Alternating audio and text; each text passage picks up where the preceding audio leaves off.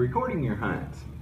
Not only is it really cool to watch a video of one of your hunts, but it can be a big help in finding your deer.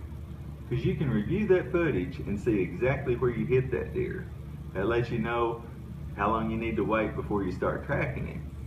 Plus, a lot of times the deer don't start bleeding real good for the first 50 yards or so. So you can mark the spot where you last saw the deer and pick up the trail there. I tried several ways to record my hunt. I started out with a camera arm that attaches to the tree. If the deer didn't come in exactly where I expected it to, I either couldn't get the video of it or it got in my way. Then I tried the bow-mounted camera. It requires way too much movement, and after you hold the bow out here for a little while, your arm will start shaking a little bit. That doesn't make very good video, plus it makes you tired when you get ready for the shot. Then I saw the GoPro and I thought, this is it. I can record everything that I see hands-free.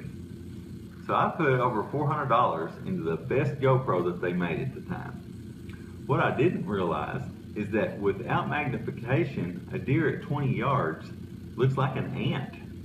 And also, it wasn't nearly as simple to operate as I thought it was going to be.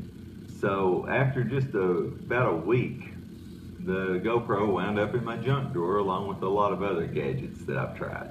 This past season, I've used a Total Recall magnetic cap mount in my smartphone. It's simple, you can zoom in to whatever level you want, and the video's already on your phone, so it makes it easy to share on Facebook or YouTube. Now, it's never going to be as good as having a buddy in the next tree with a $10,000 camera, but if you look at my videos, you'll see that it does a pretty good job. We all like to watch the deer go down, but most of the time when you shoot one with a bow, you're going to have to do some tracking. So it's very important to know where you hit that deer.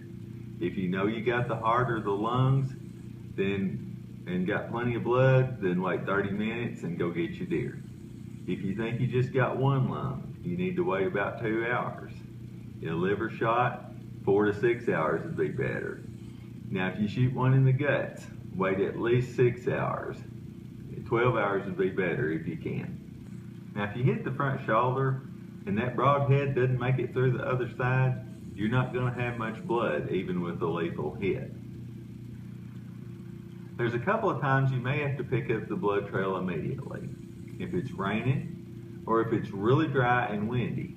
Because on dry and windy conditions, the leaves can actually suck all the moisture out of that blood and it will flake off of the leaves after a couple hours.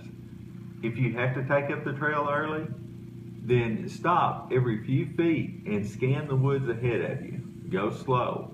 If you see a deer laying up there and it's not dead yet, either sit down and watch it or back out of there and give it some time. When a deer lays down, their blood starts to clot really quick. So if you jump him now, he can go a long ways, and usually the blood's not very good. When you're tracking your deer, you don't need any flagging or toilet paper or anything like that. Just take your toe and make a scratch mark in the leaves right by your blood. This lets you look back and see where the deer's been and kind of give you an idea of where it's going. So when you lose your blood, just back up a little bit, follow your scratch marks, and look for the path of least resistance.